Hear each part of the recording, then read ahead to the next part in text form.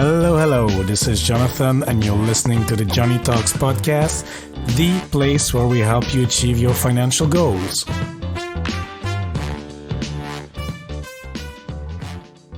Hola, amigos. Hope you're having a great day wherever you are. And if you're a new listener to the show, special warm welcome to you. I really appreciate you tuning into the show. And if you're a returning listener, welcome back. I appreciate it even more. In today's episode, we will speak to my friend Milan, the co-founder of Finny. Finny is the gamified personal finance learning platform he co-founded with his wife, and today we will learn about his path to financial freedom. We will talk about the errors he made when he started investing in the stock markets, how he managed his finance using the antibudget principle, something I was not familiar with neither, and finally, the importance of prioritizing your financial fitness. This episode is for you if you're having a hard time managing your money and your budget and want to hear another point of view that could be a better fit for your situation. So without further ado, let's hear the interview. Hello, Milan. How are you doing today? Jonathan, I'm doing great. How are you doing? Yes, I'm doing fine. Thank you. It's evening here, pleasant time. Have the evening off, so that's great. And all my stuff is done for the day. So just looking forward to talk to you, Milan. And I think you have a brilliant story to tell us. I mean, basically, it's your life story because it's filled with personal finance insights and tips that we can all use. Yeah, so Milan, maybe you can tell us a little bit about yourself. So I noted that you came from Serbia to the US in 99. So yeah, what happens then? Thank you, Jonathan. It's really a pleasure to be on your show. I really enjoy your podcast. So you're right. I came to the States in 1999 when I was 20-something years old. And I came with $2,000 in my pocket in the middle of the war. And back in 1999, we had NATO bombings in Serbia. And so I escaped the second day of the war. I spent some time with my relatives in Bosnia. And then I tried to find a first flight to the United States because all the air traffic was closed down completely. So I couldn't just take a flight out of Belgrade or Sarajevo. I had to wait a couple of months to finally come to the United States. I had a green card at the time. I was very, very fortunate. And I did have a little bit of money to start with. But hell, man, that gave me just a lot of stress to start with. And here I am now, 20-something years later, doing well. It sounds like a dream story, but we'll get to that, Jonathan. I think it's been a long journey for us. Okay, very good. So yeah, you were lucky to then move to the US. And I don't know about your money stories before you were 20-year-old, but when you came to the US, so you went straight to grad school, or did you just start to work? Yeah, no, I actually wound up going to grad school because I thought I was going to do a PhD in engineering, but only to find out maybe a year into the program that I really wasn't cut out to be an engineer. I wasn't so passionate about the things that I was working on. I had a fortune to work on NASA space shuttle and missions, which was thrilling in a way. But at the end of the day, I'm a commercial person at heart, and I wanted to do something commercial. I didn't want to be a scientist. So after a year, I wound up ditching my PhD program at Caltech, and then I found a job. And during that job, I learned a lot of things, all the way from product management and technical things, which was a good part of my job, but also how to work with people, how to get along, how to do well, how to be happy, all these things that I'm happy to talk about today. And just before we move on, Caltech, is that where the Big Bang Theory, the series, is shot? That's right. So Caltech is a very unique campus. It's probably the most intense institution of higher education in America because everybody who comes there wants to be a scientist or a professor or work in NASA, right? Well, maybe I'm exaggerating a bit, but it's definitely a very unique place. Extremely talented people, brilliant people. It's just really amazing. Okay. So let's go back to you. So what's going on after the PhD? So then you go into work, into sales jobs? No, not quite yet. Not yet. So First of all, I learned a little bit I started investing as soon as I had a little bit of money. I would say that just living off of $2,000 to start with, it was very stressful, but you learn basic things along the way.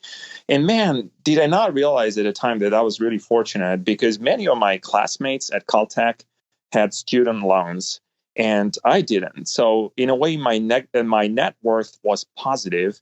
Many of my classmates had negative net worth. And I just didn't realize how fortunate that of a position is. It certainly is a problem in the United States. And that's one of the reasons why you're seeing so much legislation and political talk around student loans. When I had a little bit of money, what I wound up doing is I turned on the TV and I watched this guy, Jim Cramer, talk about certain stocks. And those are stocks you wouldn't even recognize today. Names like Transmeta or Webvan or Sun Microsystems. And I just wound up investing in all these stocks that he was talking about, which was really had a really horrific outcome for me. I didn't know much about investing. I was actually one of those people that everything I heard on TV, I thought that was truth. I thought that was science, having that PhD background and not entertainment. But I was still very naive, and I couldn't really tell financial entertainment apart from financial research, information, and science, right? And so I wanted to invest. I put a lot of money into those stocks that did really horribly. So coming into the market at the end of 2000, I invested the equivalent of $10,000 today, and I wound up at one point with like $1,000 in my investment account. So what I wound up doing is I sold at the bottom of the market, which is, what it is, minus 90% return. I think that's just a horrific outcome that really made a mark in my head. And from that point on, I told myself, hell, I got to learn how to invest. This is not working out for me. But you were not discouraged. You were not like, okay, now I lost 90% of my portfolio. Investing sucks. I will never do it again. No, you were like, no, I will try to find out how to make money. Correct. I was more constructive, and I really wanted to figure out how people make money at the end of the day. Okay. But were these advice or the shows on TV from these traders, were they bad, or did you not apply what they say, or what went wrong actually? Or did they just make silly predictions just to entertain the crowd, to create some panic or some emotion for the viewers? I think the fundamental problem was the lack of my financial education, which is not just my problem. It's even happening today. If you look at the YOLO movement and YOLO investing, that's the recipe for disaster, if you will. And, I just didn't know anything about investing. As a 20-something-year-old, you're just thinking that you got to invest now. And you don't care about retirement and all these things that they tell you, like invest, prepare for your future, prepare for your retirement. That doesn't really touch you, because simply adrenaline is pumping and you think you could do so well. And you're so overestimating your capabilities. And I was the prime example of somebody who overestimated my capabilities. And then the other thing is I didn't know at all is just telling apart information and science and what I frankly call personal finance education from entertainment and all the stuff you see in the news, etc. I just couldn't tell the difference, and that was very confusing to me. I believed everything I heard, right? And I'm sure some people do even today. When you jump on Reddit and you see somebody who's talking about certain stocks, they think that's the future. No, I've learned it the hard way. I just feel sorry for all people who are gonna lose at some point in time, because that loss is very painful. It's a lot more painful than just gaining and having more. And, in a way, I feel really sorry for those people. I think we could all collectively do better through financial education. No, absolutely. I agree. And I think we've mentioned it several times on the show. But maybe there's some first-time listeners that, yes, all this TV, stock picks, etc., these presenters, these traders on TV, on television, in the end, they are there to create an audience. And, I made a joke the other day on Twitter, but it's like, basically, the stocks go up or down. So if they say it goes up, I mean, there's 50% they're wrong, 50% they're right. And then when they're right, okay, then they will repeat it over and over in the coming weeks or something, or like saying 3 years later, you remember I was right when I said that the Tesla stock or the Coca-Cola stock would go up or whatever. So it's very I mean, not manipulated, but it's very, it's entertaining, but it's not very, I mean, you need to learn more about the company, what's behind it, how the company makes money. So maybe let's go to your journey, Milan. How did you then, let's say, take the bull by the horns, and how did you get into investing more seriously? Great question, Jonathan. So first of all, I didn't give up, as you said. Like, that's just, giving up is the worst thing that you can do at any point in time. There was a point in my life when I decided I wanted to get more business education. So I applied to MBA programs, was really fortunate to get into Stanford Graduate School of Business, but that also meant taking a lot of loans, right? Mm-hmm. And so as I continued the journey, the path in my head was clear. And the path was do well, continue to be promoted, take the loans where you have to, right? And just try to pay them off as soon as you can. Mm-hmm. And then later on, when I met my wife back into 2010, I realized that was really the common case for many people living in the United States. So if you really wanted to do well, I think there's a sure path to success, what some people call it, which is do well academically, work hard when you get a job that you really like, really prove yourself, and then you'll do well eventually at the end of the day. Mm-hmm. But that also means taking loans, and many people are not really comfortable with that. So in some ways, you're going into a divot to emerge from that divot later on. And so between my wife and me, at one point in time, we had $250,000 of debt, Mm-hmm. and that was just student loan debt, grad school debt, and then after that, we even had a mortgage, right? So you can imagine living in California, where it's pretty expensive. That was over $1 million of debt, right? So Wow. that's something that really upset us, but we've worked through it. We worked on getting ourselves into a better position financially.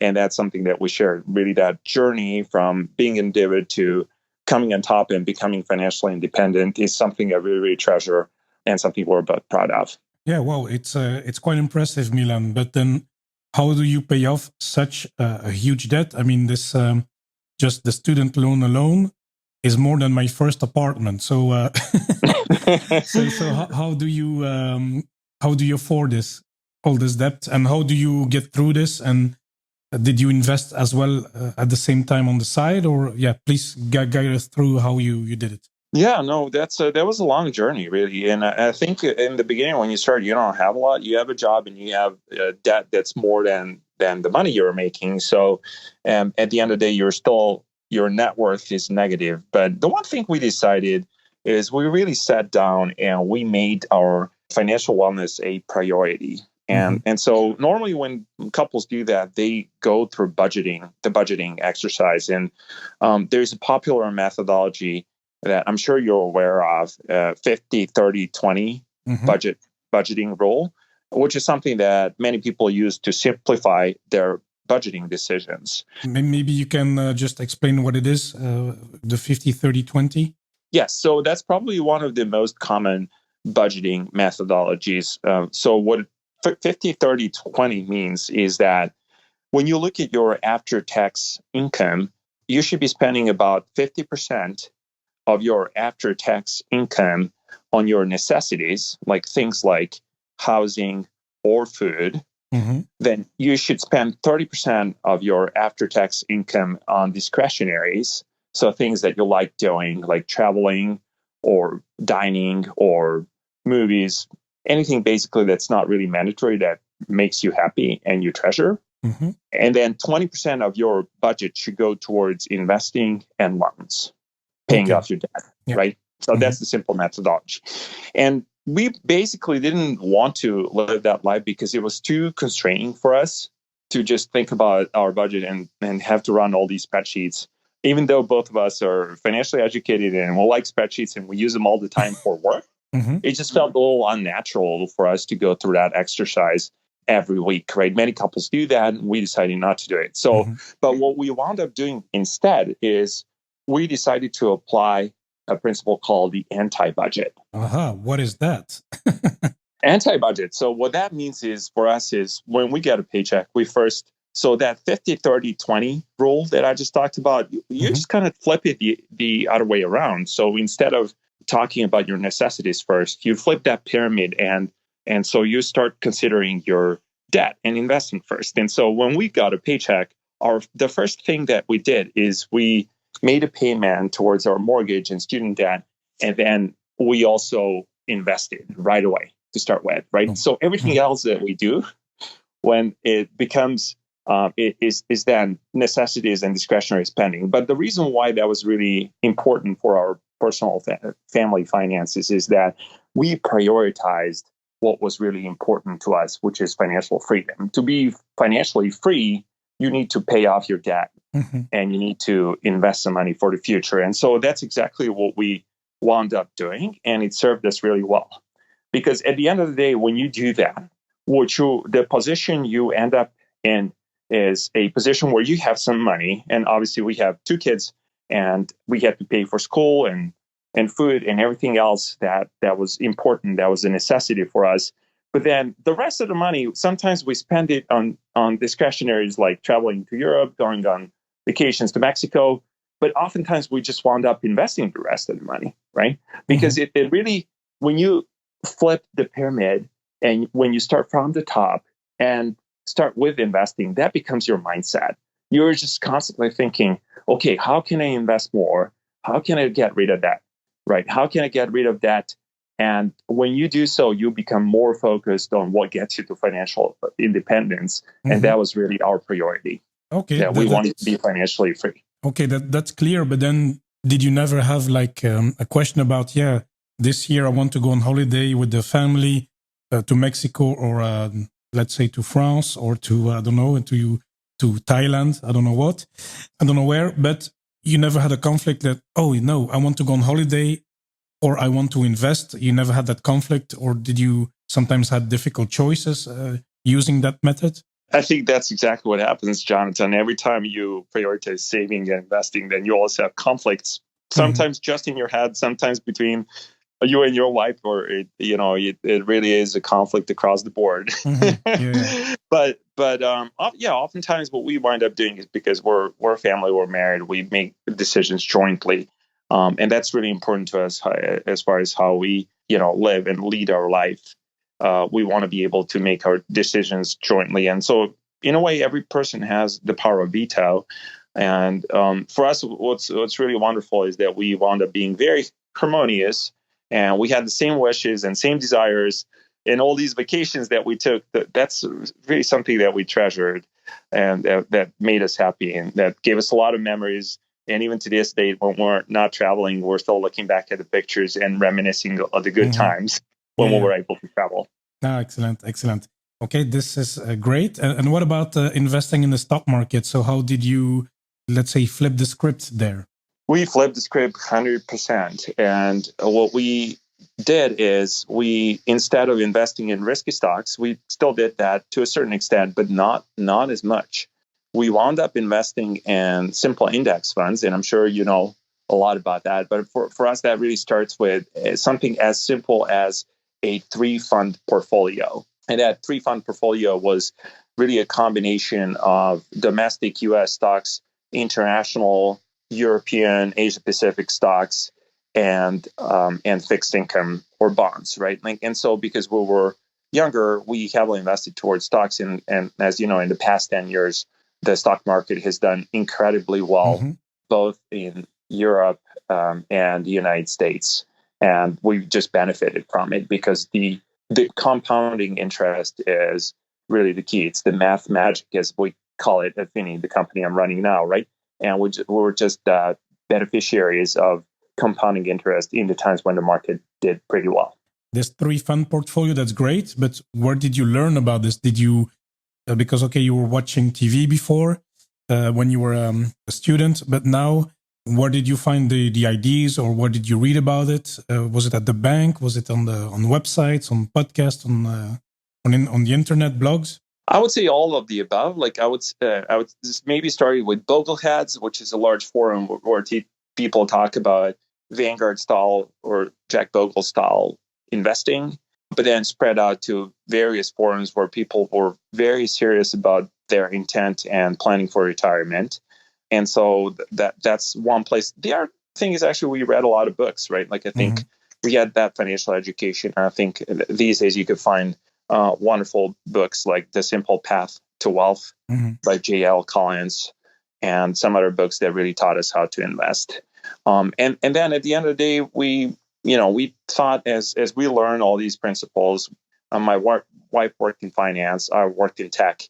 We decided actually to start a company that will teach other people to do personal finance well and really cover all these things that an ordinary person worries about, all the way from budgeting and saving to credit, which is really important here in the United States because people wind up taking a lot of debt, debt management, insurance, investing, retirement planning. Those are all the things that we decided to focus on within the company that we started, and financial education became our passion because we had all these lessons that we wanted to share with people who are going through similar situation now.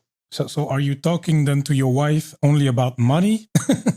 I mean, you talk at home and then you work in this in your company as Finny. So how does that work? It's working out really great. I would say now in the Corona times, it's a little more challenging when you talk about work all the time. And I think with kids, we have two kids, ages 7 and 3. Obviously, they want to play with mom and dad all the time. So sometimes your work life is stealing away from your personal life. But that's something that we treasure to this date. And when it comes to personal finances, the important thing is to make personal finance a habit. And some people call that habit stacking, but it kind of looks like this. Like, you don't have to talk about personal finance and professional life all the time.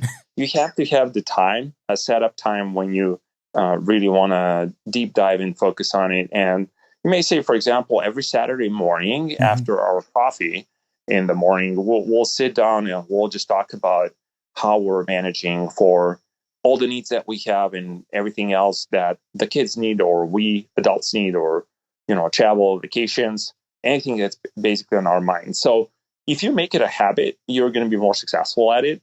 And if you invest in your personal finance education, I think the important part is to understand and be able to explain to others what it is that you're doing and why you're doing it, right? And that's really the trick about learning personal finance. It becomes more like a fitness exercise than something you learn in law school, for example, right? So it becomes more like a daily routine. You read something new, you tell your partner what you read about, or you share with your family, and then you make time to talk about it because it is important.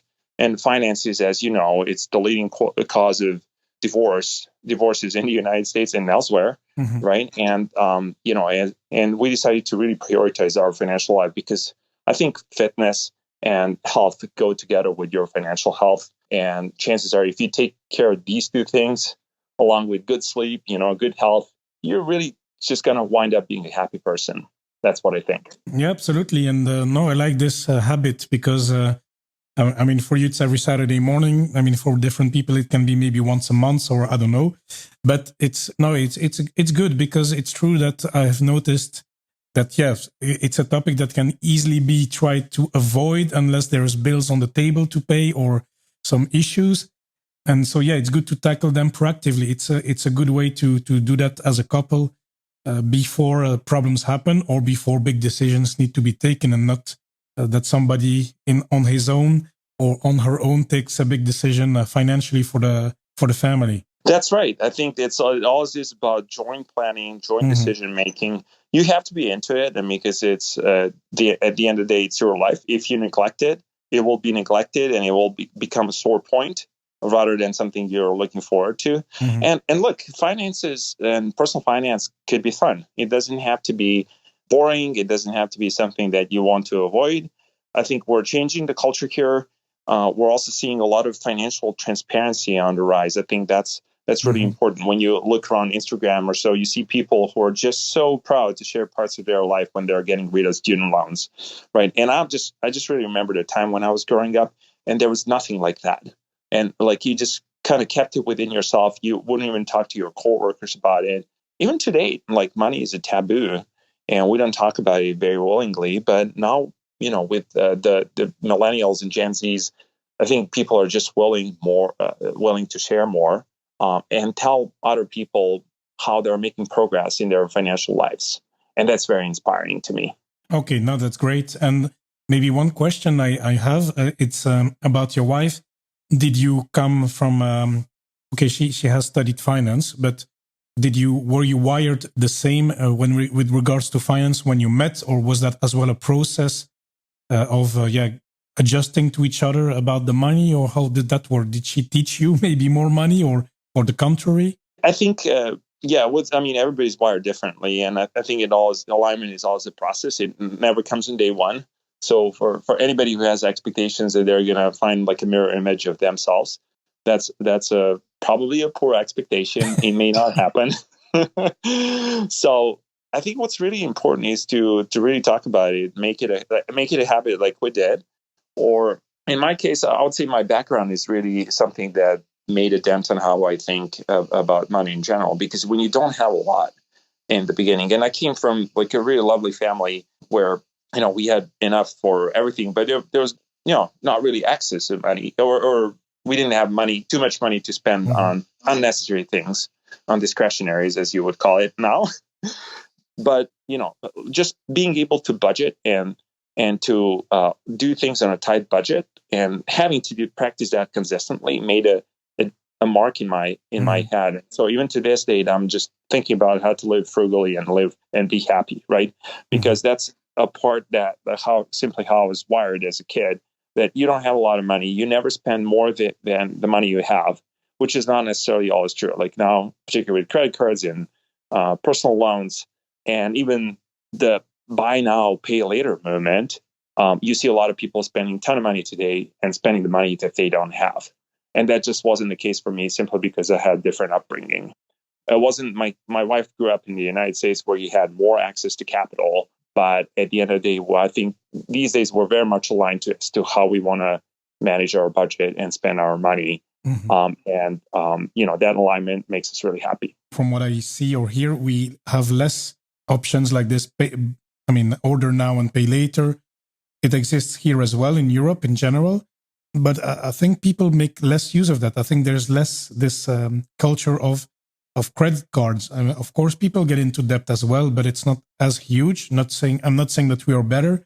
I'm just saying it's not so much in the culture. So then people are less encouraged to do so. And I feel, and I've even did some research. I've even done some research on that to try to find what's the credit card situation. And so it differs on country. Yeah? Europe is different from country to country, but it's not as, from what I see, it's not as big as in the US. But it doesn't mean that we are better with money, because we may start with a clean sheet, like you when you arrived in the US. We don't have student loan debts, or depending on the country again. But then we don't necessarily know how to make the best use of the money, because then we are looking at spending money when we get our first paychecks, and we don't necessarily look at investing or preparing our future. So it's a little bit different. But it's all about education, and I think that's important anyway.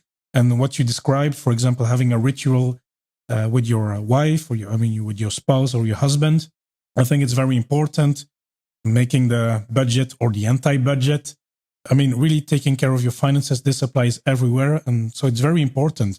And what I like as well is that you started this company called Finny. I always say Ask Finny, but it's Finny. So can you tell us a little bit about what you guys are doing? Sure. So Finny, or askfinny.com, that's the domain, is a company that's focused on personal finance education. Because we went through all these lessons. For us, personal finance education was not fun, and it was not easy. And we made a lot of mistakes along the way. We actually started with our mission to make personal finance education fun and easy and accessible, right? So that, I don't know what's the situation in Luxembourg, but in the United States, in California specifically, there is no personal finance curriculum. So even when you go through high school or when you go to college, nobody teaches you personal finance. You could take a lot of classes around institutional finance, investment banking, Wall Street, right? But never about Main Street.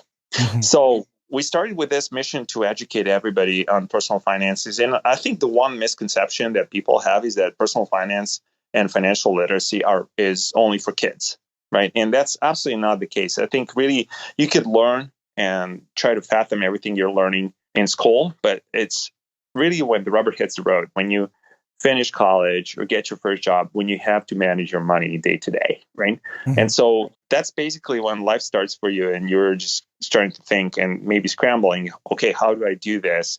And can I get some help with this specific issue? Because I haven't seen anything like that before. At Finny, what we did first is we made personal finance education easy by way of gamifying it. So instead of having long, boring, long-form lessons that feel like ripped out pages from a chemistry textbook, right? We made personal finance education bite-sized, quiz-based, also game-based, so that when people are learning in Finny, they're getting dibs, which is a virtual currency, and they can monetize those dibs for rewards. And that offering was really well accepted. We were featured as product number one in Product Hunt, and it just taken off for us from that point on. Now, in addition to that, what we realized is that learning is just not enough, right? You could spend a lot of time learning, but if you don't have a good supportive forum to ask questions, then you don't have the ability to reflect on what you know.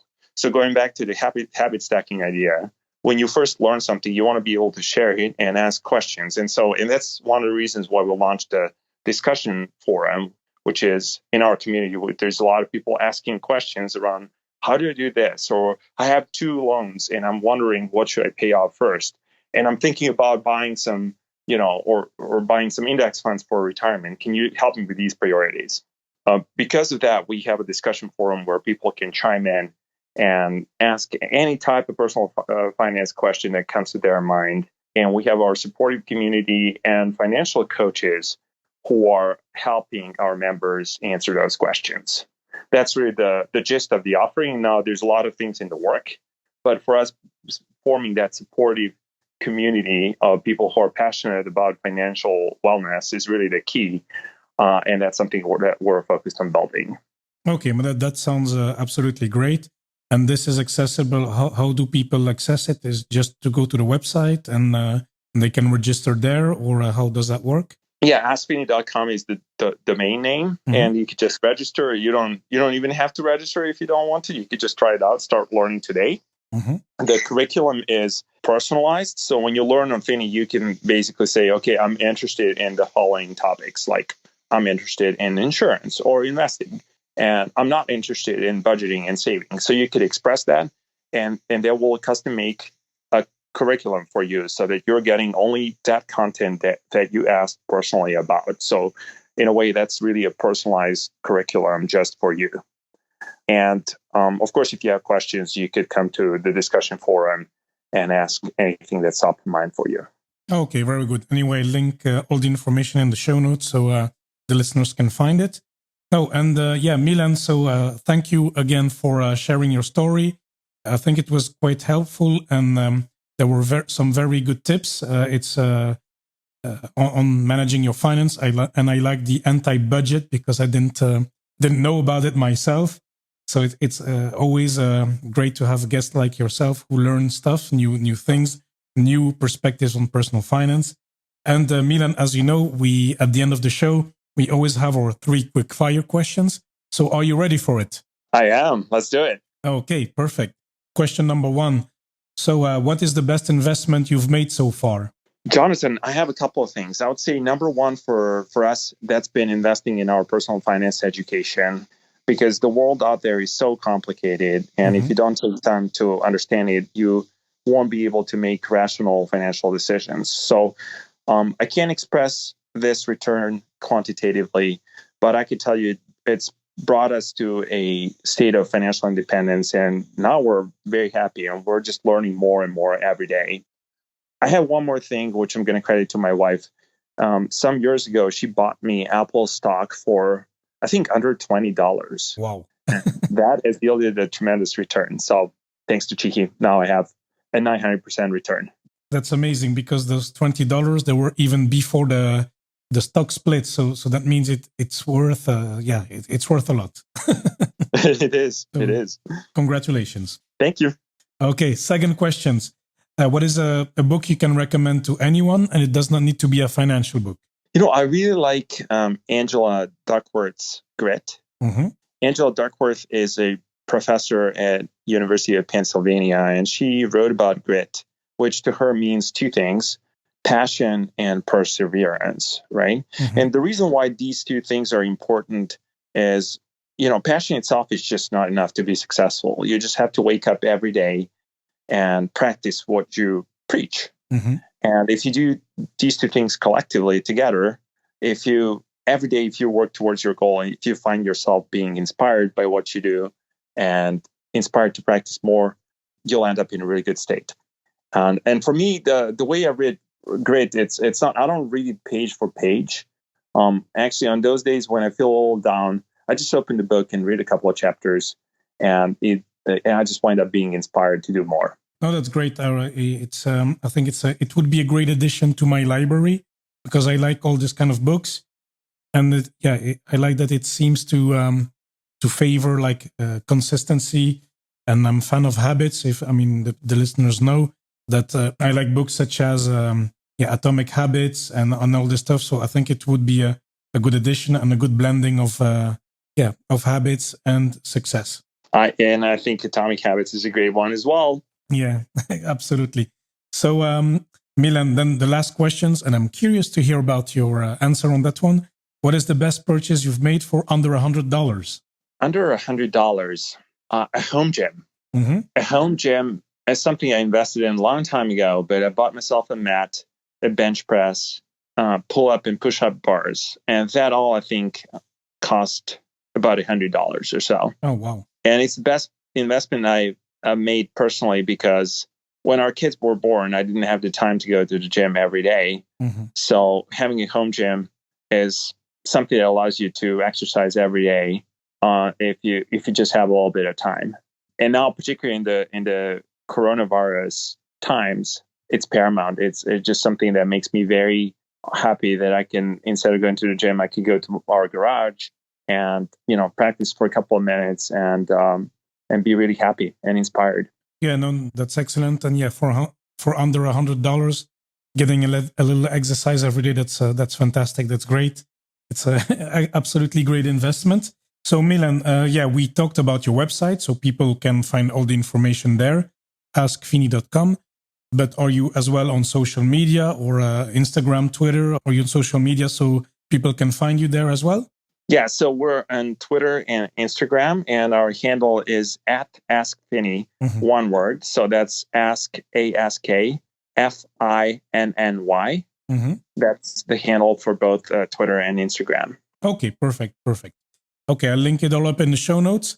And Milan, thank you once more for joining. It was great to have you on. Thank you, Jonathan. I really enjoyed this, and that's best of luck to you. It's a great show you're running. Thank you. I hope that you enjoyed this episode and that you learned something from it. And if you found it useful, please make sure you share it with a friend. And as well, make sure you rate the show in your favorite podcast app. This will help the show to grow. So thank you if you do so. So before we head off, as usual, let's go through the key takeaways for today. Number 1, stay away from daily financial news. It is entertainment, not solid research, like science, for example. The lack of financial education is a recipe for disaster that can, for example, lead you to make the wrong decisions. Selling at the bottom of the market, for example. Without the proper education, the difference between information and entertainment will be confusing. Number 2, the anti-budget method, that is for people who hate to budget or who have struggled in the past with sticking to a budget. The anti-budget method says that you should pay yourself first. Savings, retirement, 401ks for our American friends, your investment portfolios, etc. And then you can pay your bills and dues, and then you can spend what's left over, however you so wish. Number 3, make personal finance a habit in your couple. Have a set time like Saturday morning, like Milan is doing, for example. That way you will be more successful as a couple with your finances. And last but not least for today, financial fitness is like health and fitness. You need to do a financial exercise every day to keep financially fit. And that means learning something new, thinking about ways to make or save more money, or simply to think about your path to financial freedom. So that was it for today. Thank you so much for listening. It really means a lot to me. Make sure you subscribe in Apple Podcast. And of course, please do not hesitate to contact me if you have any questions or feedback. Send me an email, john@joneytalks.com, or connect through social media at Joney Talks on Facebook, Twitter, and Instagram. And amigos, once more, thanks so much for listening, and I'll speak to you next time.